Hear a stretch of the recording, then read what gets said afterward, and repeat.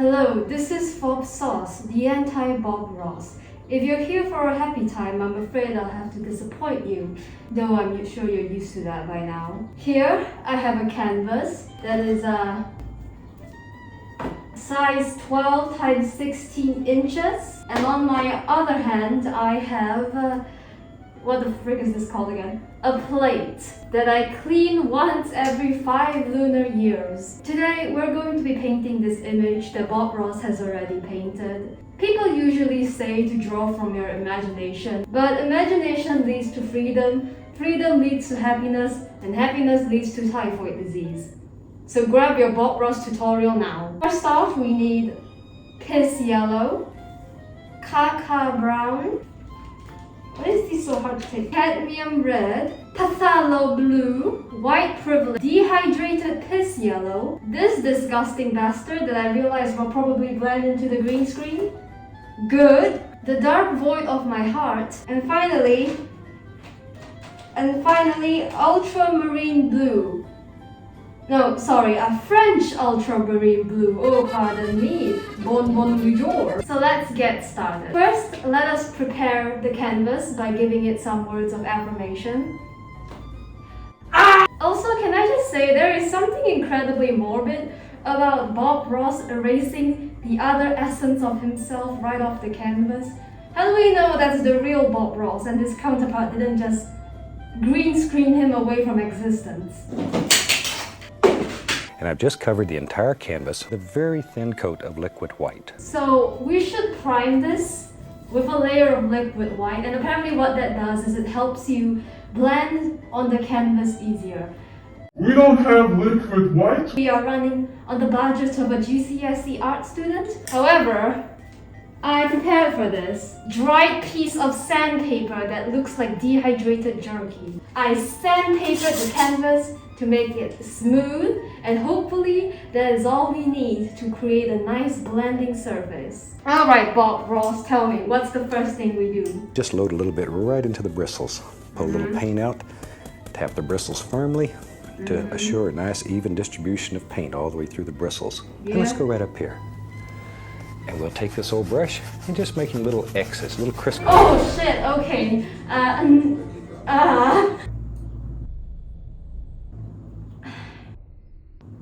I feel like I already messed up. So let us start off from the left side, just like how your friends all left you, haha. An absolute knee slapper. Okay, that looks better. Makes it look so easy to blend, how? We don't have liquid white. And in our world, we can do anything that we want to do here. Corruption. There. Doesn't take too long when you're using a brush that's 2 inches wide. Oh, how? Okay, alright. I see how it is. Just because I'm using a brush that's 2 centimeters wide. Warm blue, very nice. Okay, but wait, could I calm down? Jeez, why are you so fast? Maybe I should invest in a 2-inch brush. You know what, Bob Ross, you might have a point. Once again, just tap a little color into it, and let's go back up here. Okay, time for phthalo blue. A little bit of the phthalo blue. Something about. Oh, how are you so fast? How are you so fast? How? This man is moving at 70 miles per second. Oh, I just got that on my easel. That's fine. It's a bit ugly. It's okay, all hope is lost. Humanity will end soon and we will all blister away into oblivion, where nothing we do will even matter anymore. Hey, I think that's a nice blend. Let's have some water in this painting. I love water. Oh shit. Still water is always level. And I think today we'll have still water, so How are you so exciting. freaking fast? Stop! I need a fatter brush. This is not ergonomically correct at all. This does not help my posture whatsoever. I'm just a floating head right now. Does this look like water? Yeah, that looks like water. Yeah, I feel like there's something went wrong here.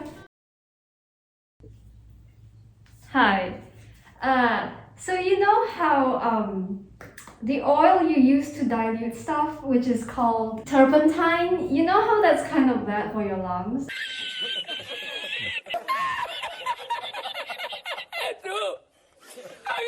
And it's also extremely hard to to clean off because it's so slippery and it smells so bad. You know what I just did?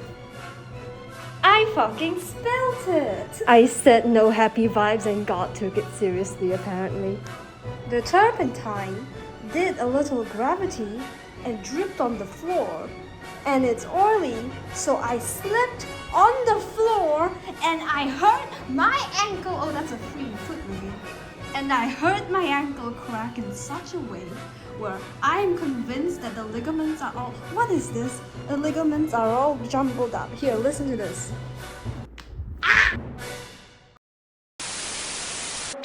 We interrupt this program to bring you a special report.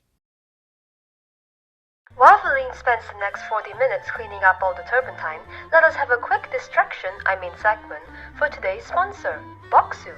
From the gorgeous snowy lands of Akita to the colorful city in Fukuoka, Boxu provides snacks in a package that is both delicious and informative. This month's box focuses on the beautiful sakura season where people gather under the cherry blossoms for hanami. If you subscribe in March, you'll be able to get this gorgeous pink box as your first, which means you have about a week left. So you better hurry! My personal favorites include the Kanagawa Sakura Jelly. It's jiggly with a nice fragrant. Also, it's pink. I just like pink stuff. As well as the savory taste from the rice crackers offered. Boxu includes a booklet with information on each snack as well as where they're from. Got any allergies you're worried about? No problems here because Boxu lists out all the common allergens for you, so you don't die a horrible death from asphyxiation.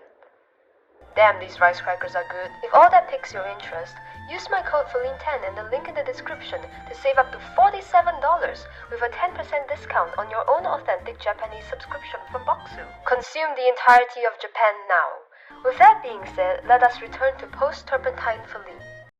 Hi, we're back. So, we had to move the set to my bedroom because my studio is currently under, I don't know, multiple World Health Organization checks due to the fact that I spilled turpentine all over the table and I probably drank some of it too. So while we were doing that, I decided to make some new additions to the painting. It is, however, slightly ugly. I don't know what happened. It doesn't possess the vibes I have from Bob Ross. My whole YouTube channel started from my art account. However, I don't know how to draw landscapes and I don't know how to draw them in oil paint especially. I have never had any interest in the sunsets, the waters, God, that is so ugly. We're just going to keep going because we're already here.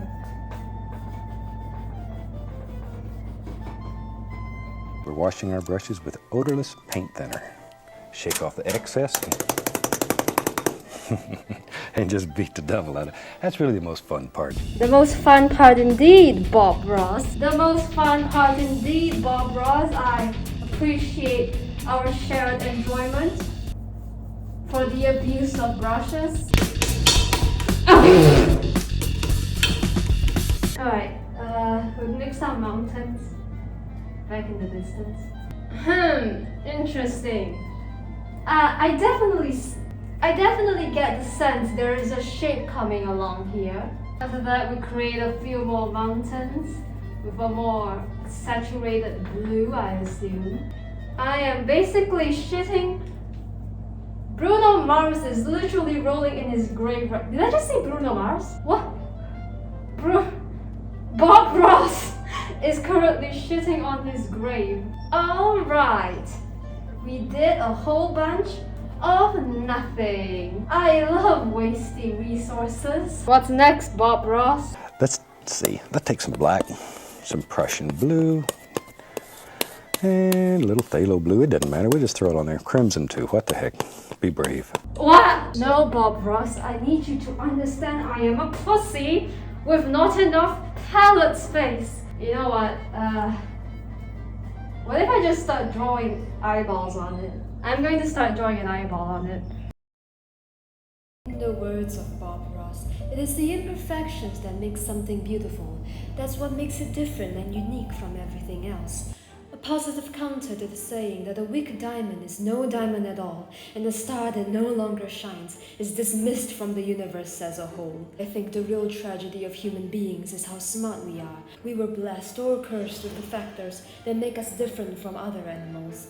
According to an article I read a while ago, what separates us from them is how we have the capability of abstract knowledge and rich language, reasoning, complex problem-solving abilities, creativity, moral conscience, religion, and many more. Is it right to believe that being born a human is a miracle? I believed that for a while, that existing as I am is such a minor chance in the universe, how everything in the past happened in a certain way to create me. However, I suddenly wouldn't think, man, if only I was a human, if I was born a penguin instead. Life is just as it is, hindsight or not.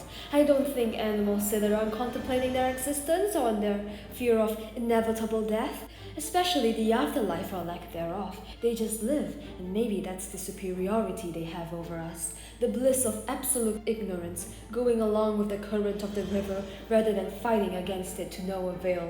Life is a reel that never stops rolling. Images flicker on the screen portraying memories that fade over time in our minds, yet remains that it's always been, running in single frames, fast and faster. When my time comes, the eyes I used to see everything around me will have decomposed into nothing more than dirt and oil and atoms, returning back to the universe and completing the cycle. In hundreds of years, no one will have remembered my eyes, the way they blinked or the inky darkness they hold, but I will still exist in the world, pieces that will exist when I fall into oblivion. The eye that remains. Thank you for watching this week of others having an absolute meltdown after sniffing too much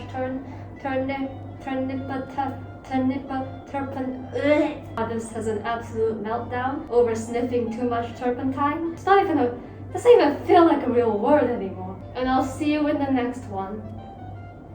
Love you. Bye.